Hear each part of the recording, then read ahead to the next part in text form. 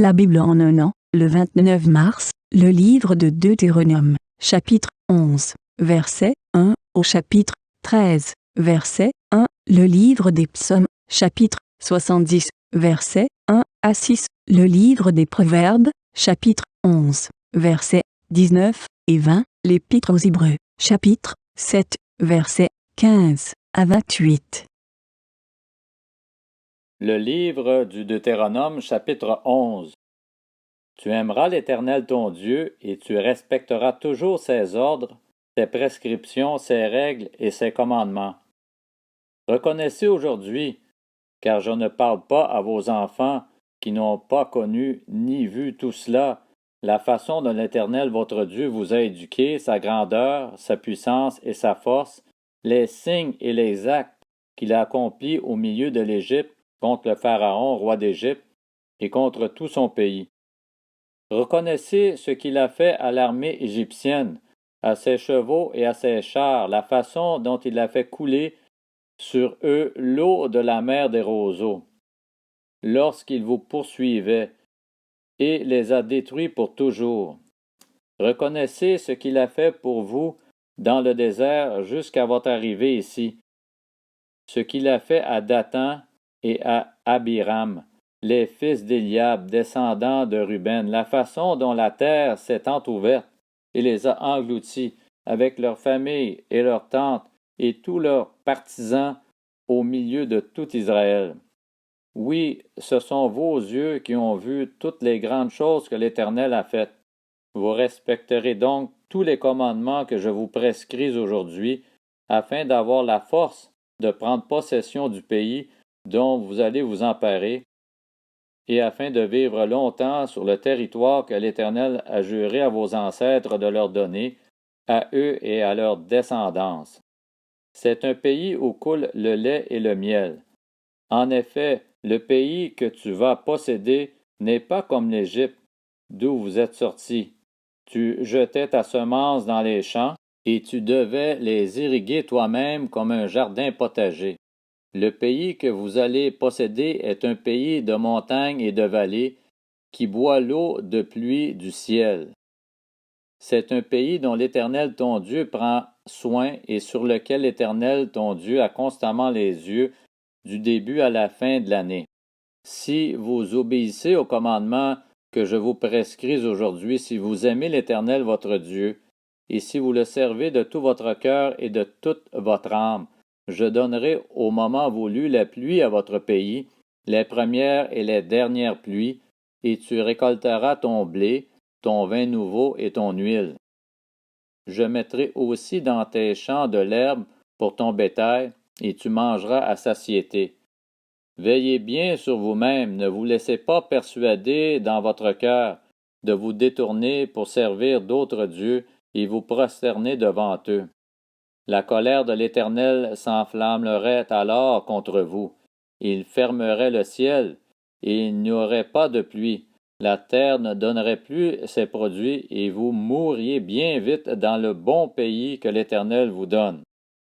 Mettez mes commandements dans votre cœur et dans votre âme. Vous les attacherez comme un signe sur vos mains, et ils seront comme une marque entre vos yeux. Vous les enseignerez à vos enfants, et vous leur en parlerez quand tu seras chez toi, quand tu seras en voyage, quand tu te coucheras et quand tu te lèveras.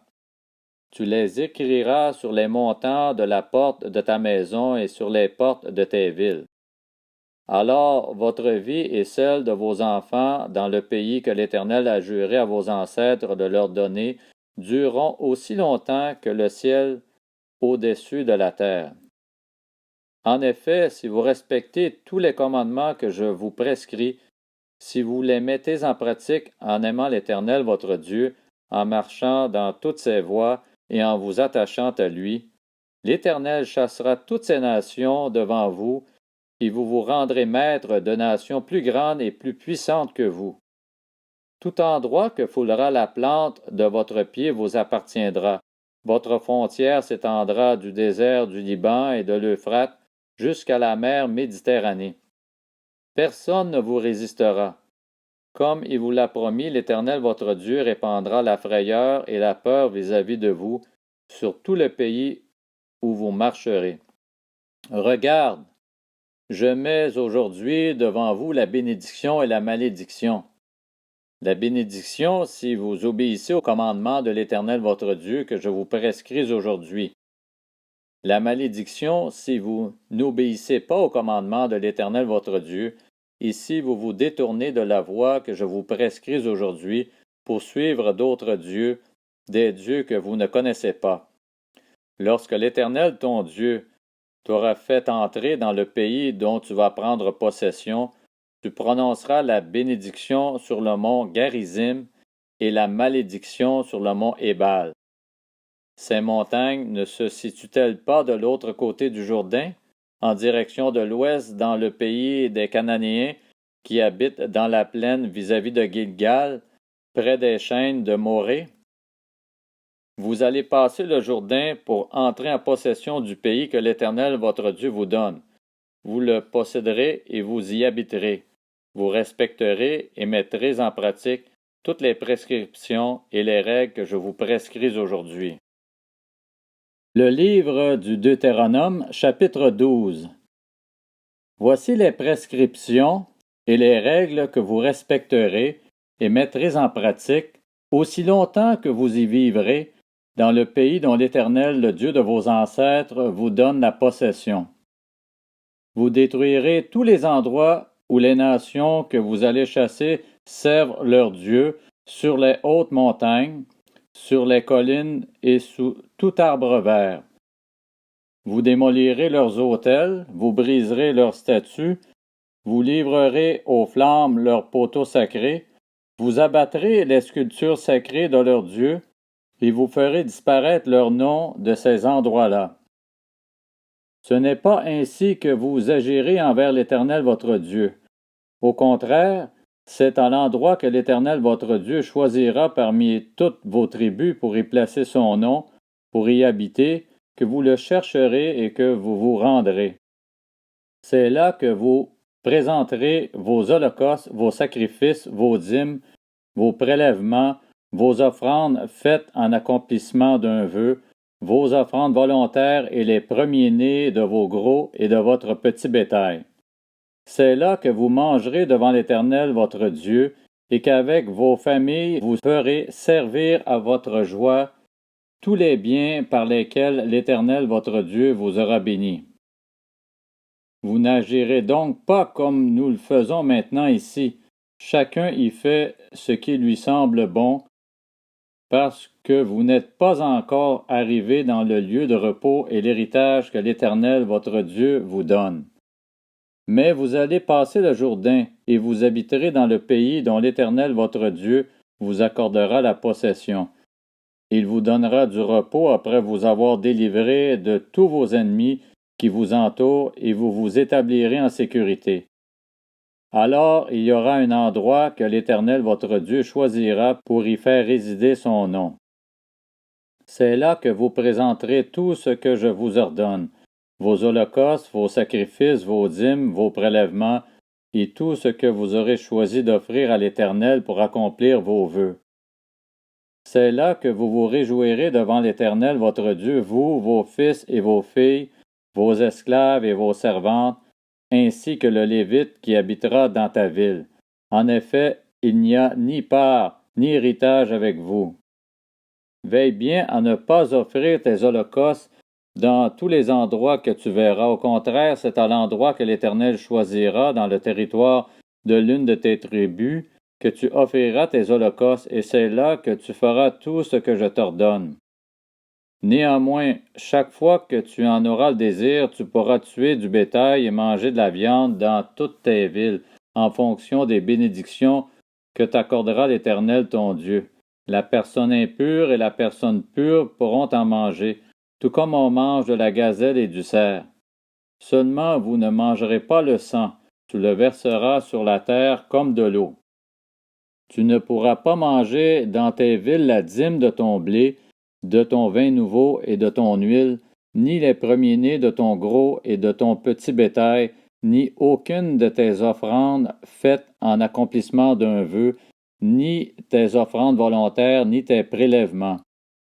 C'est devant l'Éternel ton Dieu que tu les mangeras à l'endroit que l'Éternel ton Dieu choisira, toi, ton fils et ta fille, ton serviteur et ta servante, ainsi que le Lévite qui habitera dans ta ville, et c'est devant l'Éternel ton Dieu que tu feras servir à ta joie tous les biens que tu posséderas.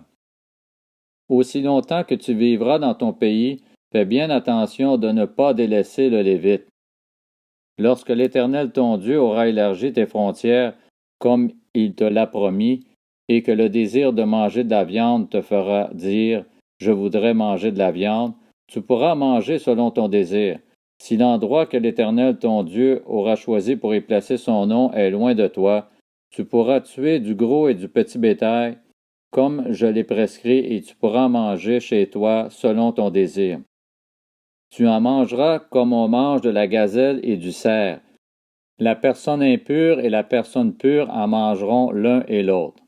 Seulement, veille bien à ne pas manger le sang, car le sang c'est la vie. Tu ne mangeras pas la vie avec la viande. Tu ne mangeras pas le sang, tu le verseras sur la terre comme de l'eau. Tu ne le mangeras pas, afin d'être heureux, toi et tes enfants après toi, en faisant ce qui est droit aux yeux de l'Éternel. Quant à ce que tu voudras consacrer aux offrandes que tu feras en accomplissement d'un vœu, tu iras les présenter à l'endroit qu'aura choisi l'Éternel. Tu offriras tes holocaustes, la viande et le sang sur l'autel de l'Éternel ton Dieu. Dans tes autres sacrifices, le sang sera versé sur l'autel de l'Éternel ton Dieu, et tu mangeras la viande. Retiens et écoute tout ce que je t'ordonne, afin d'être heureux, toi et tes enfants après toi, à toujours, en faisant ce qui est bien et ce qui est droit aux yeux de l'Éternel ton Dieu.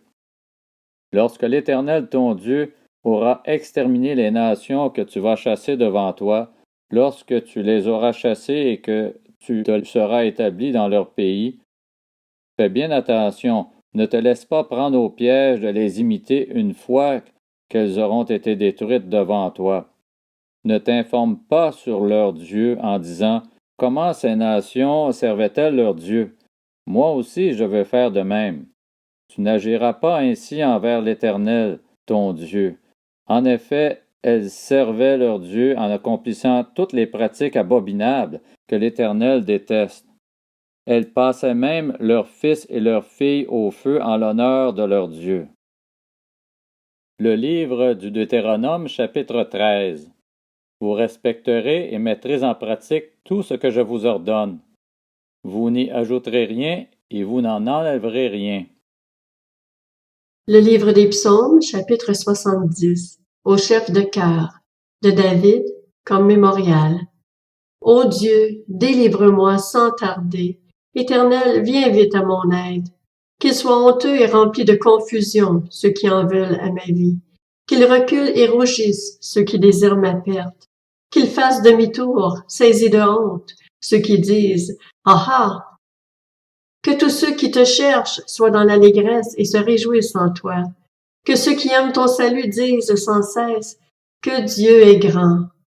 Moi, je suis malheureux et pauvre. Ô Dieu, viens vite à mon secours.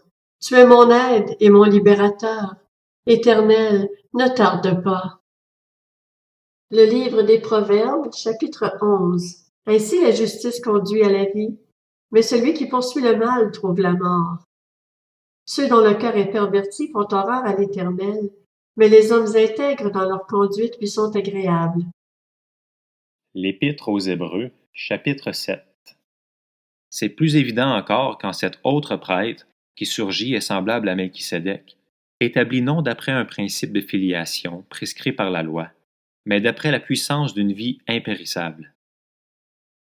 De fait, ce témoignage lui est rendu. Tu es prêtre pour toujours à la manière de Melchisédek. Il y a ainsi abolition de la règle précédente à cause de son impuissance et de son inutilité, puisque la loi n'a rien amené à la perfection.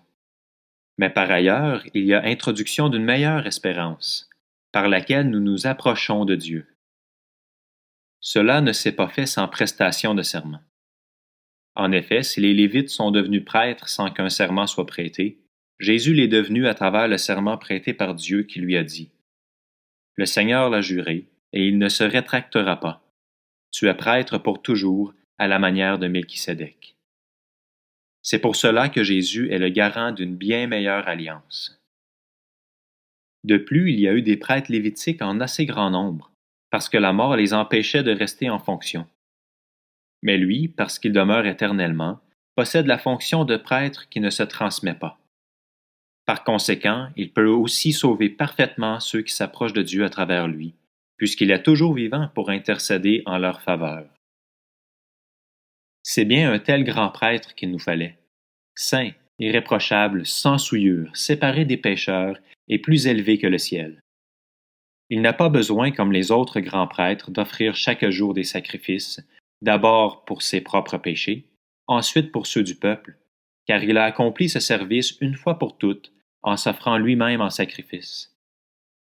En effet, la loi établit comme grand prêtre des hommes sujets à la faiblesse, tandis que la parole du serment, prononcée après l'instauration de la loi, établit le Fils, qui est parfait pour l'éternité.